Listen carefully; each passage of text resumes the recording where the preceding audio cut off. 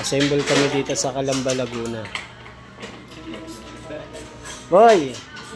Hello mga katot. Hello mga katot.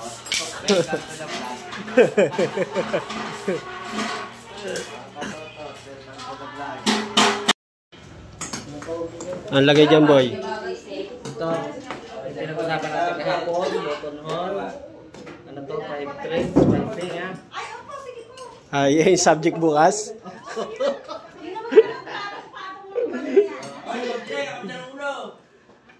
Malapit na kami matapos. Konti na lang, matapos na. Tapos testing na kasunod.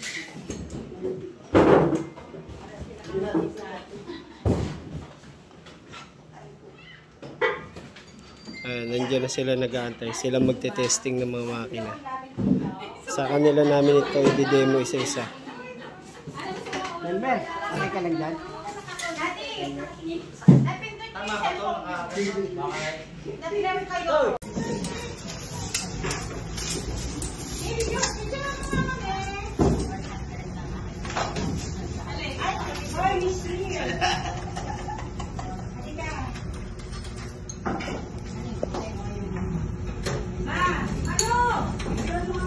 Maganda kung ito yung nakasabit, kung meron kayong alambre na kataas. Kasi kadalasan ng cutter, nakakalimutan nila, nakakat nila.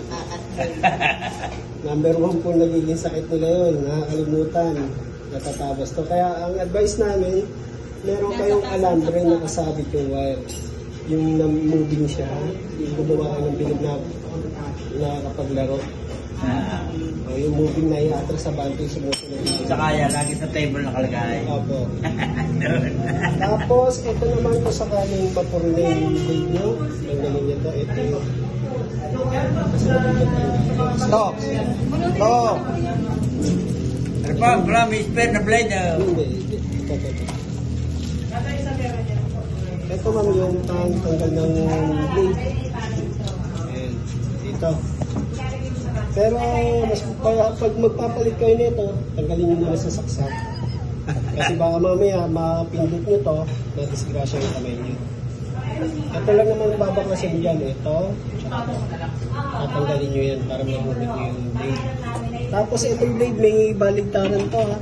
Baka mamaya magkamali kayo ng lagay. Ito ang tatandaan nyo itong malapit yung ano yan. Dito yan sa may right side. Opo. Tsaka yung position po ng blade. Huwag niyo pong kakalimutan. Kasi minsan, na-position nila, nakaganon. Pwede po na yan. Pa-demo din. Paano na? Dapat yan yung nakapasok. Tanggalin nyo muna. Tanggalin nyo muna. Dapat may tools na sa tools niya. I-place ba tayo dyan? Nice. Nice, tsaka pili. Dapat i-place ka dyan, tsaka pili. Alay nga na. Taras yan.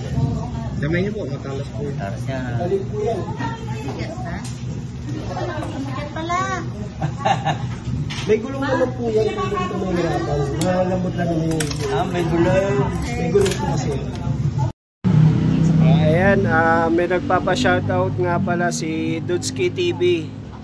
Parang tiga part ata siya ng San Jose del Monte, Bulacan na tatot sa Pampalay. Shoutout sa iyo, Dudski TV. Ayan, kasama natin na gumagawa ng makina. Matagal-tagal tayo bago nakapag-upload ulit. Medyo naging busy. Ayan. Kailangan man mga 2 inches yung garter mo. Ayan, nagde-demo na kami.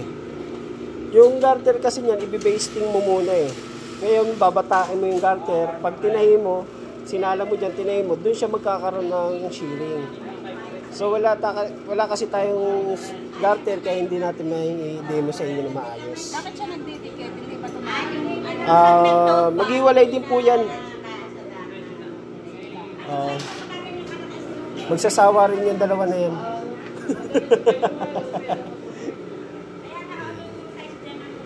I-demo kami dyan. Okay na sa inyo, ma'am? Okay, sa Bartak naman tayo. Ayan. Dinidemo namin yung mga diniliver namin dito.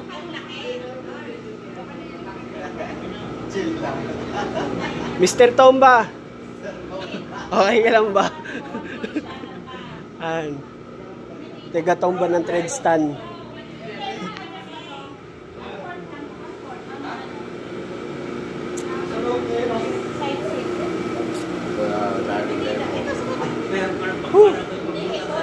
Ma'am, may sinulid pa kayo, ma'am?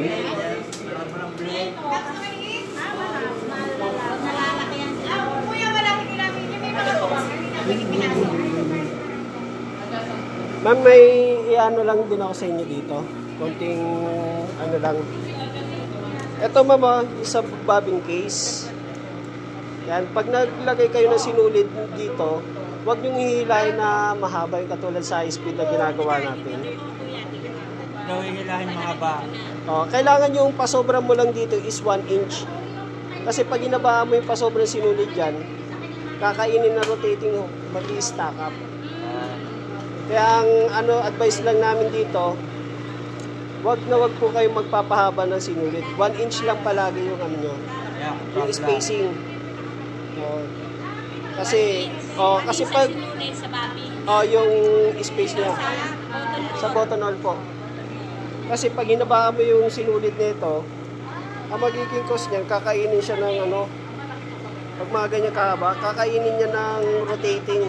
Basta kailangan 1 inch. Tapos kahit sino po sa inyo na uupo dito, sabihan niyo po kasi importante po yun.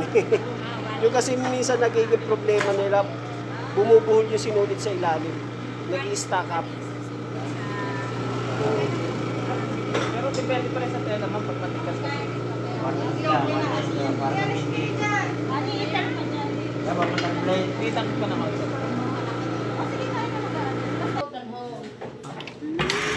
Bali, ito kasi ma'am yung rewinder niyan. May ilaw na ba ito? Wala pa pala. Ito ma'am o. Pag magre-rewind ka, tutulak mo lang. Parehas lang. Pusa naman yan ito pag puno na. Basta hugutin mo lang yan. Ito yung suutan nyo lang. Kasundan nyo na lang.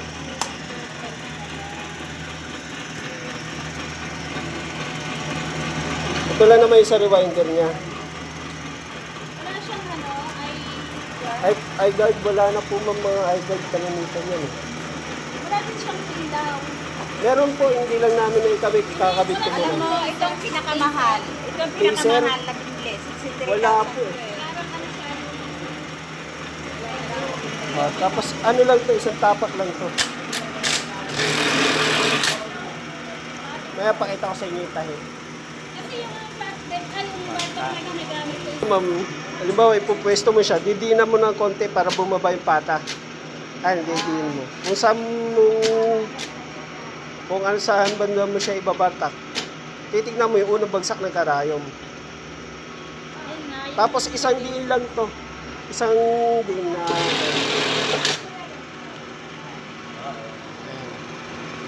Isang tapak lang yan. Tapos yung sukat ng isa. Hindi po. Na-adjust din po yan yung haba. Haba. Tsaka yung lapad. Opo, lapad. Oo. Ayan, may adjustment. May adjustment naman po yan. Di ba sa mga bulsa kasi natin, sa mga ganito, may mga size yan eh. Ito, halos 1/4 to eh. Yan. Dito may adjust natin yan. Testing nyo, ma'am.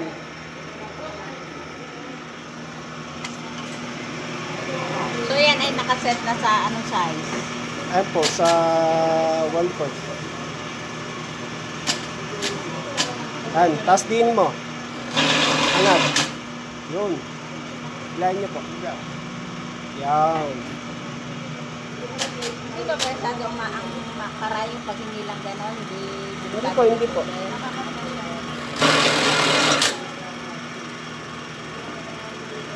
Tapos hindi nila lalabot ang ano. Saan nakakat at nakater niya? Sa ilalim po, ma'am, yung cutter niyo. Nandito sa loob. Nandito. Galing na.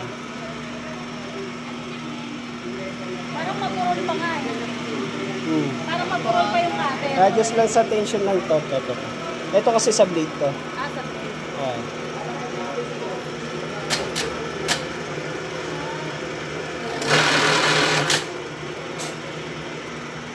yun. Putol agad. Kita niya. Masobrahan naman tayo. Ano daw? Kasing apat na butas nito, ito dalawa lang. Pag ganito yung botones mo, dalawa lang ang butas, adjust mo dito. Press mo pababa. Pag press mo pababa, tulak mo dito sagad. Yan. Dalawa lang yan. Dalawa lang ang butas ng ano niyan, ng botones.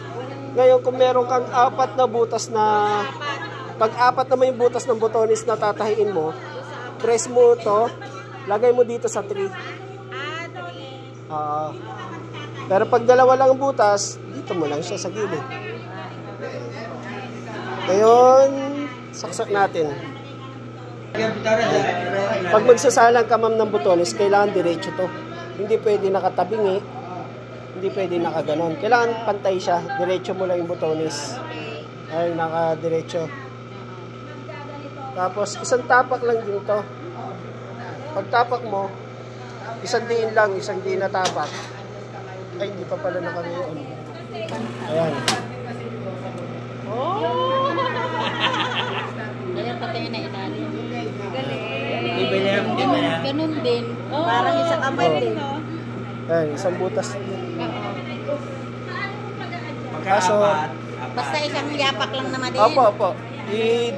Ano, pa-testing ko sa inyo. May gunting po ba kayo? Tanggalin ulit natin to. Try nyo. Sige ma'am, salang mo yung butones. Yan po, yan. Dito. Hindi po, dito sa ibabaw. Dito. Yan, dito. Sige ma'am, ilagay nyo po para ma-experience nyo. May kapal din ang botones. Meron din naman po. Wala itong... Sige po, ituturo. Hindi po. Dapat ganito siya. Yan, ganyan lang po. Sige ma'am, itulak mo. Yan. Tabingi. Dapat talaga siya. Opo. Pag ano, ipihit-pihitin mo lang siya. Ayan.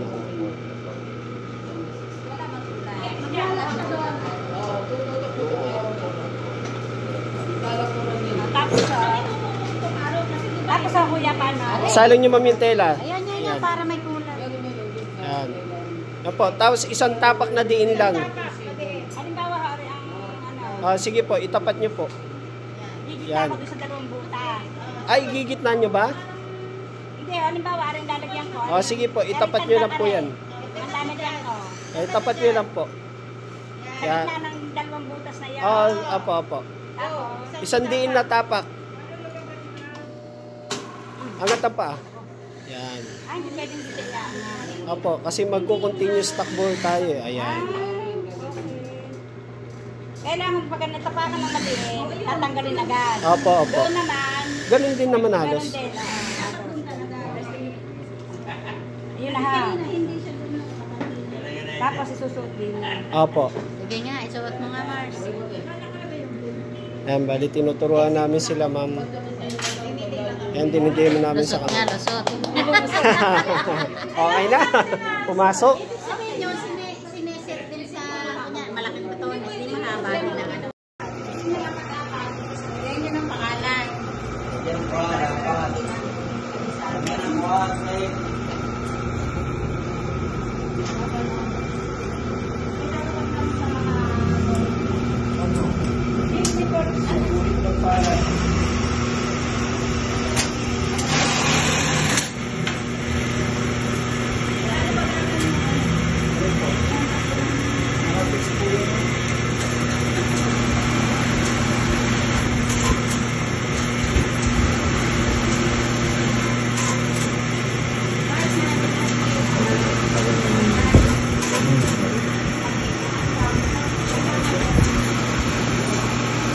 Bawat yung solo flight to.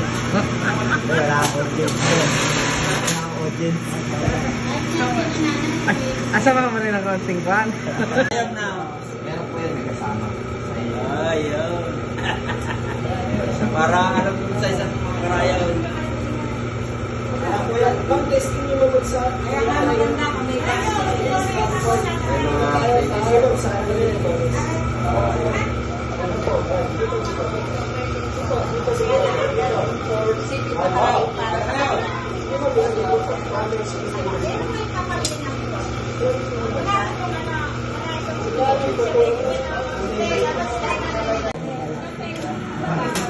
Yan ang mga pati pananahe, Tito Mar. Natural ang mga mananahe. Dapat pagtamay, okay na yun.